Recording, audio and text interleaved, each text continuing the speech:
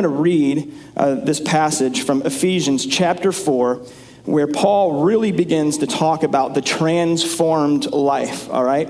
And so in Ephesians chapter 4 and verse 17, it says this, "Now this I say and testify in the Lord, that you must no longer walk as the Gentiles do, in the futility of their minds. They are darkened in their understanding, alienated from the life of God because of the ignorance that is in them, due to their hardness of heart. They have become callous and have given themselves up to sensuality, greedy to practice every kind of impurity. But that is not the way you learned Christ, assuming that you have heard about him and were taught in him as the truth is in Jesus, to put off your old self, which belongs to your former manner of life and is corrupt through deceitful desires, and to be renewed in the spirit of your minds, and to put on the new self, created after the likeness of God in true righteousness and holiness." All right, so Paul basically is telling us to put off the old self and put on the new, all right? And as I just mentioned, it's very easy for us to leave out of here and just say to ourselves, I'm going to stop doing this. I'm going to remove this from my life, and I'm going to start doing this, okay? Like, I'm going to stop hanging around these people, and I'm going to start hanging around these other people. I'm going to stop cussing, and I'm going to start using, different words. I'm going to stop reading or watching these videos and stop reading these books. I'm going to read the Bible. I'm going to stop doing the Ouija board, and I'm going to start, praying, or whatever that is. We just begin to say, okay, I'm just going to stop it over here and then just start doing this over there. And we see it as an outward thing that we're doing, and somehow that is going to make everything better. But we've all probably tried that in our lives, haven't we? We've tried to just stop it. We have tried to just start doing something new, and we usually do it for a period of time, and then we kind of fall off the wagon, so to speak, right? So Paul, though, he tells us it's something different than what most people grab out of that. I can't tell you how many times I've actually had people kind of narrow this down to just start doing this. Just read your Bible more. Just show up to church more. And those may be good things, but ultimately, there's something deeper that has to be changed in order for that to actually happen. And so we're going to dig into that. The first thing that Paul really does say is that, a decision needs to take place, okay? At some point in your life, I don't know what that is in your life that you're looking at and you go, gosh, I really could overcome. Maybe that's resentment and bitter and angerness. Maybe it is, bulimia. Maybe it is an addiction. Maybe it's one of these other things. But at some point, you do make a decision to say, I do not want to live this way anymore. I want to live a different way. And that, though, can happen over the course of time, okay? Now, when he says to put off the old and put on the new, actually, both of those verbs are actually both in the past tense, which means that has already happened. If you're a Christian here this morning, the old has already been put off, and the new has already been put on. Okay? But we have to almost be reminded of who we actually are, not of what we need to do, as much as who we ultimately are. Okay? So this decision that does take place is one that can happen over the course of time. But you may make one decision earlier on in life, and then maybe later on in life, maybe it's today, where you really finally say, I am going to live a different way. So check this out. What they do is you can see that the people that Paul are talking to, they are Gentiles, all right? But listen, he says in verse 17 that you should no longer walk as the Gentiles. He's telling them you're already somebody new, and that they have come to the futility of their mind. So this decision that you make to begin to follow Jesus and to put off the old and to put on the new brings you to a place of realizing that a life lived without God is one of futility. Now that may take a while for that to happen, but ultimately you will come there. You will come to the recognition that, this is just ridiculous for me to live this life because it leads to meaninglessness. It's hopeless, this life that I'm living. It reminds me of a particular story because You get on the news, right? Or you watch the news in the evening or whatever, and you see all of these different things that people are doing with their lives, and it's very easy for us to go, gosh, why would you spend your life doing something like that? Why would you, it just seems so useless for you to spend your life and your time doing this particular hobby or whatever it is, the amount of energy and time you see people putting into things that you see as ultimately useless, right? Well, it reminds me of a story of this guy whose name was Burrow Schmidt, all right? And this guy back in the late 1800s saw that Copper Mountain had been struck with gold, right? And it was struck on the south side. They realized that there was gold there. And so Burrow, he made his way out to the north side of Copper Mountain and knew that at some point they would have to take the gold to the other side. And so he began to burrow and dig a tunnel through the mountain. And he knew that he would not only strike gold, but they would need to get the gold through, and he would make a ton, he would strike gold for himself. So he began to dig this tunnel through Copper Mountain, and after about halfway through, after several years, because all he had were hand tools and himself, about halfway through the tunnel, the Pacific Railroad just came down and within a year just put a railroad track right around the side of the mountain and essentially rendered Burrow Schmidt's tunnel totally useless. The time that he had spent digging this tunnel was completely useless because they had just, in less than a year, made this railroad track all the way around the mountain. There he is. But he had spent so much time and put so much energy into this tunnel by that point that he was so obsessed that he said, you know what, I don't care. I'm going to continue to dig my tunnel. And it literally, from that day forward, took him 28 years of his life to finally dig all the way through to the other side and hit daylight on the north side of Copper Mountain. And it was actually, I think he lived for, I can't remember how many years he lived after. This is a true story. A number of years after that, and I think it was like in 1954 that it was a tourist attraction for a few years before he died. Well, we look at a story like that and we go, wow, what a waste of time. What a waste of a life that this guy spent however many years before he was halfway, but 28 more years when he already knew that it was going to be pointless by the time he broke through on the other side. But the reason why I bring that up is not to say, oh gosh, there's useless things happening out there. I bring that up to say, who are you and I to say that it is useless, or it was pointless, or it was meaningless for him to dig that tunnel all the way through? Because what is it that actually gives something meaning?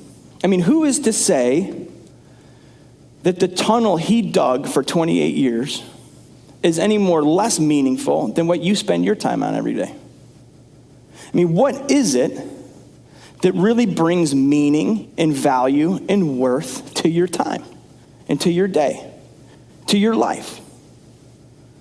And who is it that gets to actually say that? I mean, you can say, look at Alexander the Great, right? He conquered the whole known world by the time he was 30, and then he died. Right? Even the doctor who has a cure for cancer, that person still ends up dying. I mean, I'm not saying that that's not a wonderful thing, but they both end up dying. What is it that ultimately brings meaning to your life? We look at our own lives and we say, well, we want love. That love brings us meaning and it brings us value to life. But in the end, that's going to end. It's going to be gone. It's going to end at some point. You're going to die. It'll be gone. We want to make a difference in the world. We get involved in a cause and we say, you know what, this has meaning and value to it because it's helping somebody else. But in the end, that cause will turn to sand as well. So what is it ultimately that brings value? The truth is that we're all searching for value and meaning on a daily basis. We have to create a meaning, a reason, a purpose for us to make it through the day.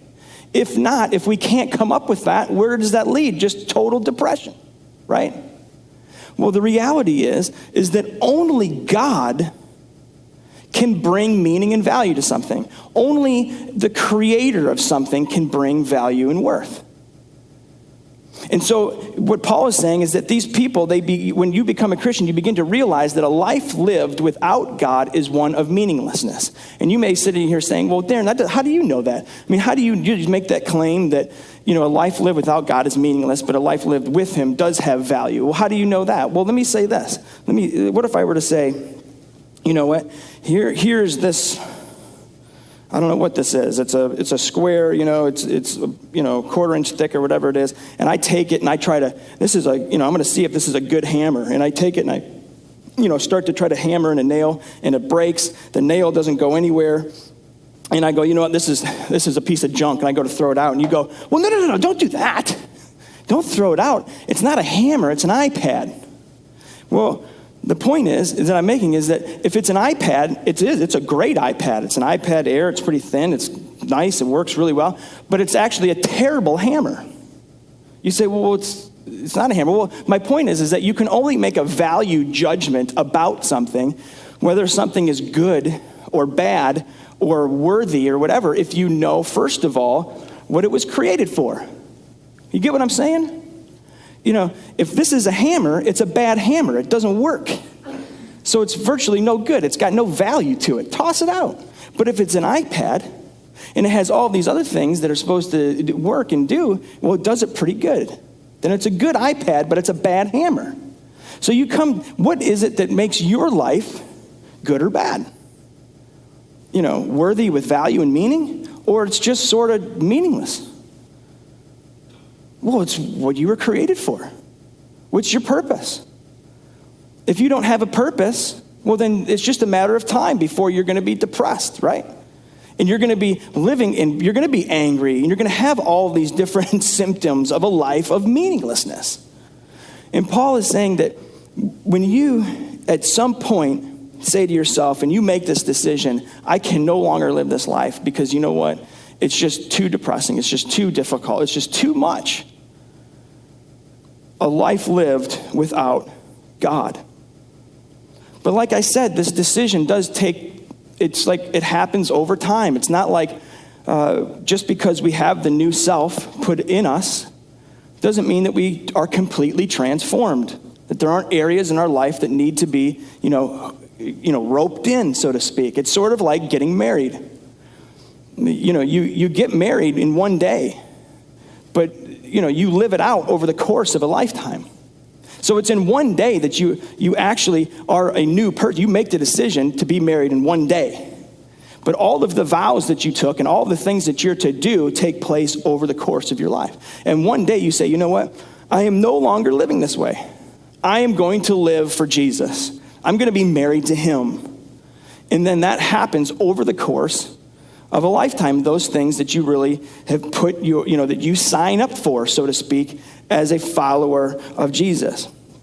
So not only does a decision take place to put off the old and to put on the new, but there's a change that takes place. And the change comes from the inside out, okay? Now, this is probably the most important piece of this text that tells us if we really want to be transformed, how it works. Because like I said, we have the inclination to just start doing things. I'm going to stop doing this and start doing this. But Paul really is ultimately saying that it starts from the inside. Because watch this. He says to put off and put on, and what that verb really is, it's like putting on a coat, all right? So it's like we're taking off a coat and putting one on. And when the Greeks and the Jews, they would have read this when Paul originally wrote it 2,000 years ago, they would have understood the verb to take something off and put something on. But they would have had, what do you mean, put on a self? What does that mean, to take off a self and to put on a self? The people would have been reading that, would have been crazy, thinking, what is this guy talking about? Well, what Paul means is not to just change behaviors, but at the very core of who you are changes. At the very core, at the very heart, you have a new self. You are a new person. That's where the ultimate change on the outside begins on the inside. Now, again, like I said, people make a huge mistake here, right? I've talked to people over the years, and they say things like this. They say, listen, I really believe I like what you're saying. I really want to become a Christian, but I just have to ask you some things. Am I going to have to start giving more? Am I going to have to give more money? Am I going to have to be at church every Sunday? Do I really have to? Do I have to stop having sex with my girlfriend? Do I have to? Immediately they begin to reduce Christianity to a bunch of do's and don'ts. And while I'm sitting there, I'm thinking to myself, well, yeah, kind of. You are going to have to stop those things, but that's not the relevant question. The first question is ultimately, who is Jesus? Because the change has to start from the inside. And until your inner core is changed, the outside will never have any lasting change. Jesus said, out of the abundance of the heart, the mouth speaks. And until the heart is ultimately changed, you will have no lasting change on the outside. So what does it mean to have a new self, to have a new inner core? It means things like this, that your motives have been changed. You have new motives. All right, now, many people in our society don't think that matters. They don't think what you believe matters at all. They think it just matters on what you do. All right. In fact, I saw this on Facebook not too long ago. There was a post and it said on there, it says, it doesn't matter what you believe. It just matters how you live your life. Well, you can't remove, that's actually a total falsity, because you cannot, as soon as you say you should live a particular way, you're making a value judgment on whether that thing is good or bad. In fact, how you live your life is totally dependent on what you believe. If I say, well, it's a good thing, it doesn't matter what you believe. It just matters that you help people and you give to the poor. Well, you're already saying you believe that it's a good thing to help poor people. So your motive is always at the core of what it is that you're doing on the outside. You take somebody like Adolf Hitler, right? He really lined up, he just did what he believed to be right and true. He lined up perfectly with what he believed.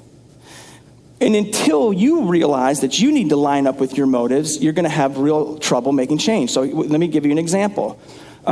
Take fear, right? If fear is a tactic used to get somebody to change, right? You can say, if you don't lie, you better not lie, or else I'm going to smack your butt. You get a kid, you begin to raise a kid and getting him not to lie by threatening him through fear.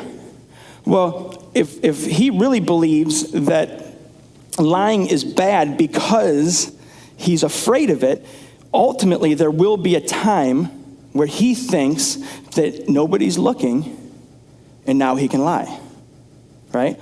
There's people here today who you're here because of fear. You're afraid not to be in church because, of damnation or something like that. I like to call it or take pride, for instance. Pride's another really good one. That you say you shouldn't lie. Don't be like the liars. You don't want to be like one of them, right? And so you raise your kids thinking that they actually are superior to other people because they haven't, done a particular thing. I see this in the recovering community a lot, actually. What you see is people who get clean not because of an inner change, but because of pride, right? So I call it the black key tag syndrome, right? For those of you that have been in AA or NA or something like that, I think it's in NA, you actually get a black key tag for multiple years.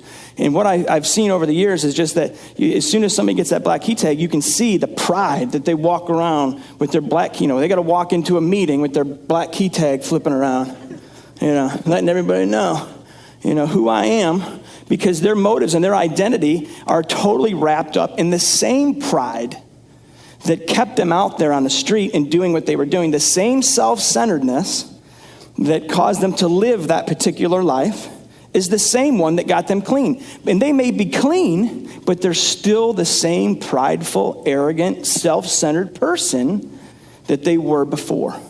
Just empty of the drugs or the alcohol or whatever it is. Well, we do that in all kinds of areas of our lives, where there can be change, but if it's in the wrong motive, you still at the core remain the same problem that you always were.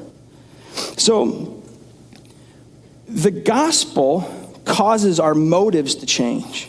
Now, I know that some of you have probably heard me tell this story, but I know a lot of you haven't, so I want to tell it this morning, is that your motives do, especially when it pertains to the gospel, make all the difference. Now, think of there being a person who's mopping the floor, right? And they're just having a good time mopping the floor, and, they're dancing and all this other stuff, and they're having a great time. And I don't know what music is going. I don't know what your favorite music is, but Ron, let's use Ron. Ron's just thumping, to the music, and its bass is beat, and he's just having a great time mopping the floor. And, somebody else looks in and sees what a great time that Ron's having. Well, this person that comes in, he's deaf. And he sees Ron and he's thinking, man, that looks like mopping the floor that looks like a lot of fun. So, Ron sure is dancing all the way. So he gets a mop bucket and grabs a mop and he starts doing this. And at first, he can't get the same beat down. He's having a problem. But over the course of 5-10 minutes, he begins to get the beat down pretty good. And he looks almost identical to Ron and what he's doing. Right? Now, there's somebody on the outside who's looking in who sees the two of them, and he can't really make the difference between Ron and the other person. Well, the deaf person, he gets doing just like Ron does for a few minutes, and he starts going, man, mopping the floor is stupid. I don't get this, man. What is so fun about mopping the floor? This is dumb. After 5 or 10 minutes, he puts his mop down and he quits. He says, this is boring. This is dumb. I don't want to have anything to do with it. Well, what he missed is that he's deaf. Because Ron, he wasn't dancing around having a good time mopping the floor because of mopping the floor was so great. It's because he was listening to music. It was the music that was beating in his ears that was causing him to just dance and have a great old time. The deaf person, he could never hear the music, so he got bored and quit. Well, it's the same thing with the gospel. You can come in, right? And you can see people who are having just a great time. They love it. They're excited about who God is and all this other stuff. And you see them reading the Bible. You see them showing up to church. You see them, out volunteering and doing all these things. And so you think that Christianity and the life to happiness and, excitement in God is through doing all of these things. And you try it for a while, but then you quit. And why is it that you quit? Because the life wasn't in any of those things. It was in the music. And the music is the gospel. Until your motive is rooted in who God is and what he's done for you, you're not going to say, I want to go to church. I don't want to, I want to read the scriptures because I want to know more about him. I want to learn more about the gospel. I want to hear somebody speak about it again because I know what he's done for me, and it's great because I can hear the music. When I hear the music, it makes me dance. Because it's in the motive of why you're dancing, why you're having excitement. So in terms of the new self coming on you, if you're not hearing the gospel as the motive for why you do what you do, you're going to quit. So you can't sum up Christianity to things that we do.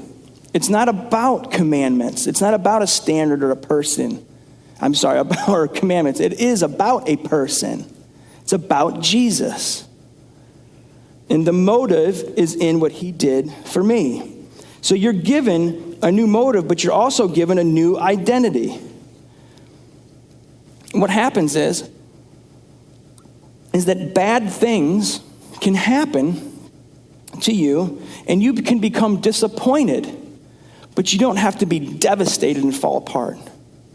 Because when Jesus comes into your heart and you're given a new self, you begin to live for him instead of the other things that you've been living for in your life. He becomes your identity. He becomes your reason for living. Right? I'm going to jump ahead for a minute here. Not only are you given a new identity, but you're also given a new foundation for right or wrong. All right? If you try to live your life based upon how you feel, you're going to have a ton of problems. Okay? And until the gospel comes into your life, and that becomes the foundation for why you see something as right or wrong, you're always going to be living in this area in bondage to your feelings and in bondage to things that really lead nowhere. Let me give you an example. It's like this. If I don't look to the scriptures as my reason for why something is right or wrong, and I rely on myself and how I feel about something, I'm going to be in an utter contradiction almost all the time. Because if you're relying on your feelings always contradict themselves. I, right now, really, really, really need to lose like 20 pounds, like right now. And I want to. But right now, I really, really, really, really love and want the peppermint ice cream that's already out for Christmas. And I really, really, really want a bowl of that.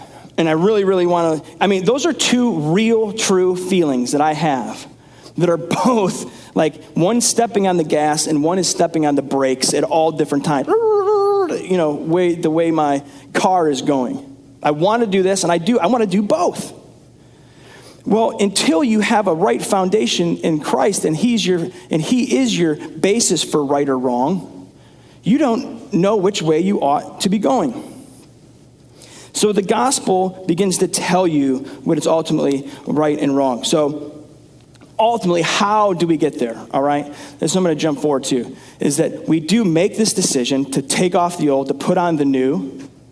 And the new becomes our new motives, our new basis for our foundation for right and wrong. It is our new identity. How do we begin to do that? Paul says you need to be renewed in the spirit of your mind. We don't need something new, a new logic or a new reasoning or new evidence and all this other stuff. What we really need is a renewed spirit in our minds. And what that means is that it's at the very root of your thinking, the direction of your heart. It's that you've taken the pilgrimage not of 1,000 miles, but of 12 inches from your head to your heart. What you've thought about Christianity, or what you've thought about Jesus, or, it's like the penny has to drop, so to speak. What you know up here drops down to here. It's sort of like, you ever put money in a pop machine, and it's like, one of them gets caught, and then, you kind of shake it, and the penny drops, and out comes the coat, right? Well, that's how it is in our lives, too. Sometimes we need to be shook up a little bit because it's up in here, and until God shakes it and it comes down here, that's when we go, oh, my gosh, it gets right down into the heart of who we are, into the heart of our thinking. And that's the spirit of our minds, and Paul says that has to be renewed. And when it's renewed, real transformation is going to happen. That's where the new self is going to come from. That little voice that keeps telling you that you're a bum or that you're a failure, you're going to screw up again, and all that other stuff. What do you tell it? What do you tell that bum that's telling you that? You say, no, I'm already somebody new. It doesn't have anything to do with who I am or who I used to be. It's who God has made me into now, right? It reminds me of Augustine. Saint Augustine he was a theologian back in the 300 AD or so, but he tells a story in his Confessions, this book that he wrote. It's awesome because this guy, he's one of the greatest theologians of the last 2,000 years, but he lived just an incredibly horrible life up until he was converted. And so, he would go have prostitutes and he was a drunkard and all this other stuff until he was converted. And he tells this story of this one time that he's walking through the marketplace, and one of his old lady friends says, Augustine, she's trying to get his attention. Augustine, it's me. And, Augustine just kept walking forward. He wouldn't turn back around. And she kept yelling, Augustine, it is I. And, it's me, Augustine, look. And he turned around and he said, yeah, but you don't understand. It's no longer me. It may be you, but I am no longer who I was. That's why you're calling the wrong person. because he knew he had been changed. She was calling to somebody that was no longer there. He was gone. But what's even as important, right, to being renewed is that it says this. It says that you need to be renewed, right? It's not something that you can do. It's only something that God can do. God is the one that has to come into your life and renew your heart. That's not something that you can do on your own. You can't try harder. Being a Christian isn't doing your best and trying as hard as you possibly can to put off the old and put on the new. It's something that God does in the spirit of your heart and renews you. Not you trying harder. Watch this. Of course, we know, right, that Paul says that this is not the way you learned Christ, right? Well, how did we learn Christ? Jesus says, come unto me, all ye who are weary and heavy laden, and take my yoke upon you and learn of me. For my burden is easy. My yoke is easy. My burden is light.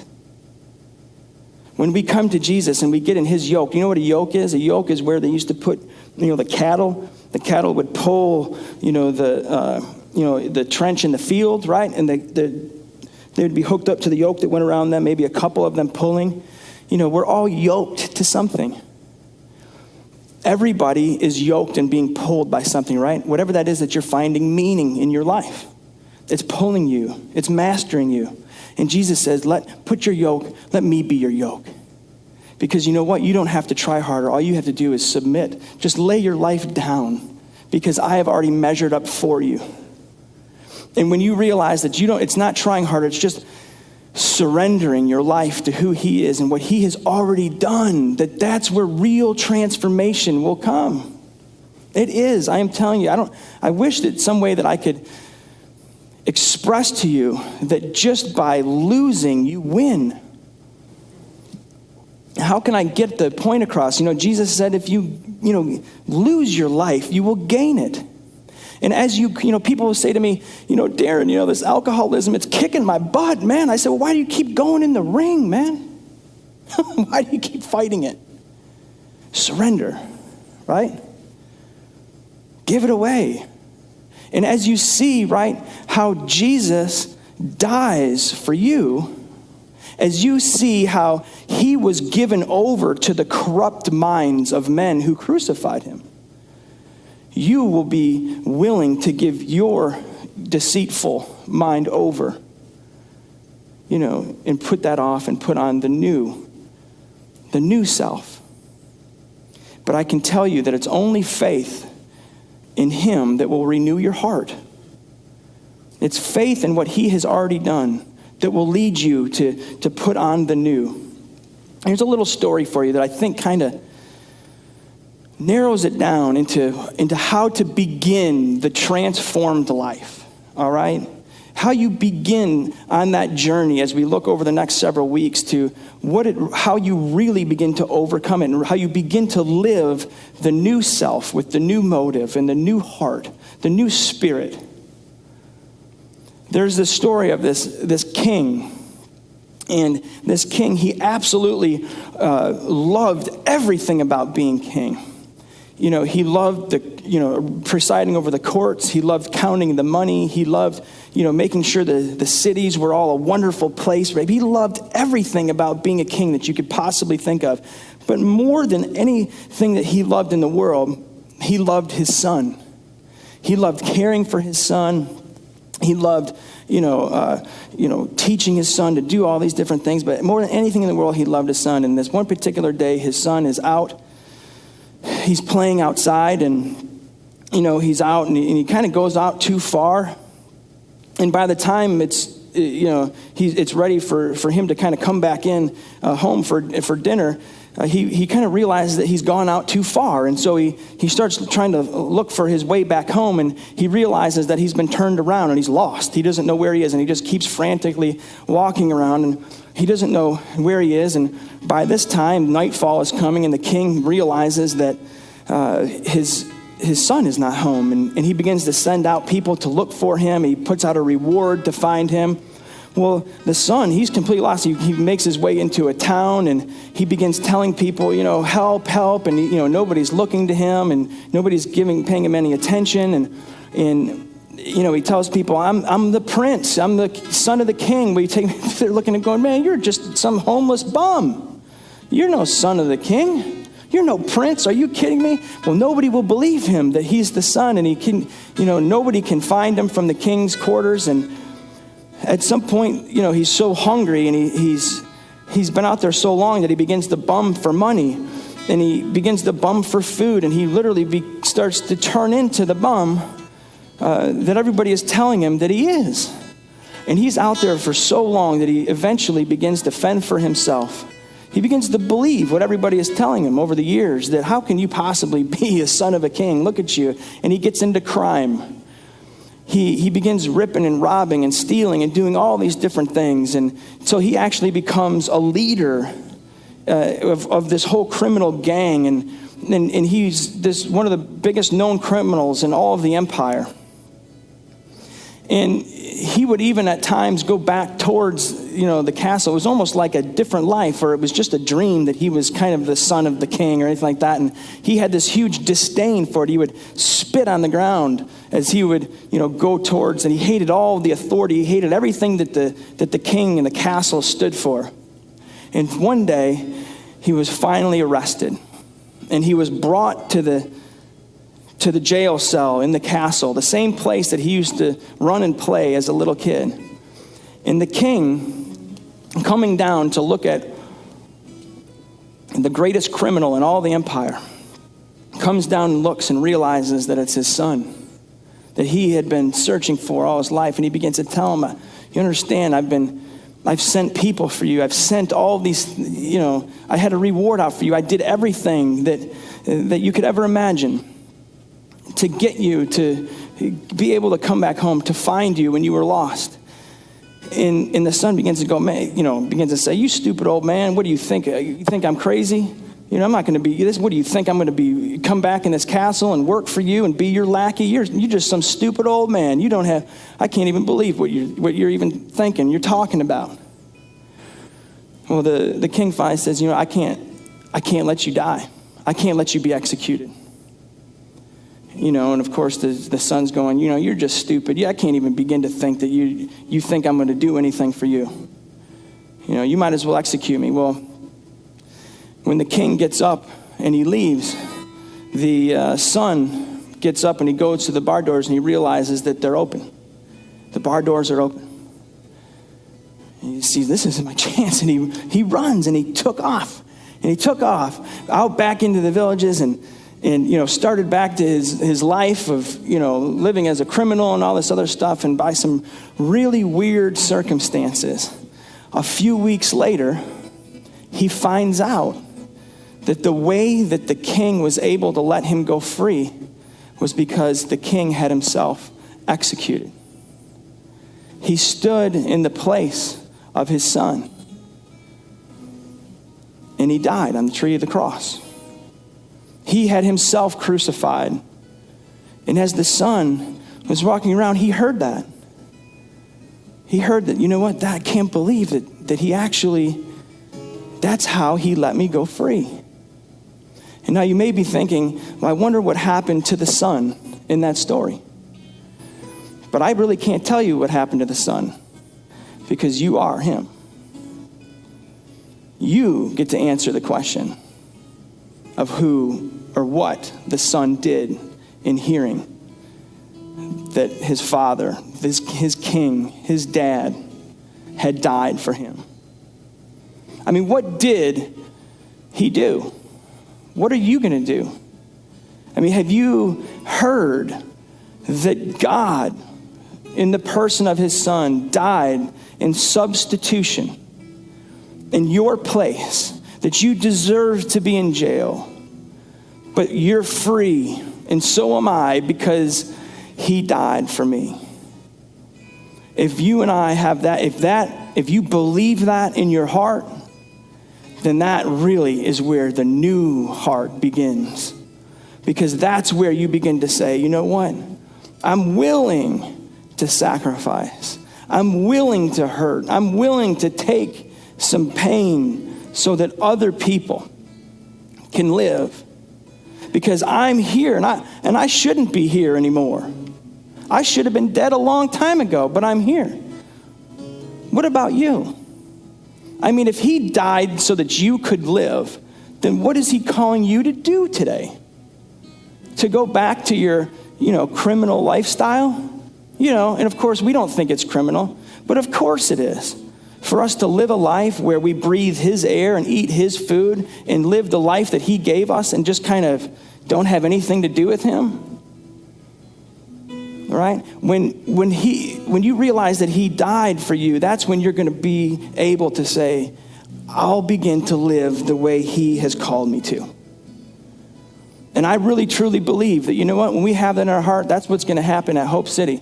Is that we're going to be a bunch of people who have that we're just following Jesus because we're just a bunch of beggars telling other beggars who has the bread. And Jesus is the bread of life. It's not me. I'm not any better than anybody else. I'm a wretch. I just know he died for me. And so I challenge you this morning to see, what is your next step? What is it? Have you already believed that he's done that? Then what is your next step? What is your next step of growth? Is it next week there's somebody that you need to forgive? Is it what area of your life is it just got to go? Maybe it's mending relationships, or maybe it's baptism. Maybe it's publicly telling people it's time that I'm a follower of Jesus. Maybe it's signing up and volunteering, helping us set up or tear down. Helping, with the welcoming committee or Kid City. But, God is always calling us to follow him. He's always calling us to be transformed. And when you have that in your heart, when you take that 12-inch journey from your head to your heart, you will begin to do those things. When we go ahead and stand together and worship him for who he is and what he's done.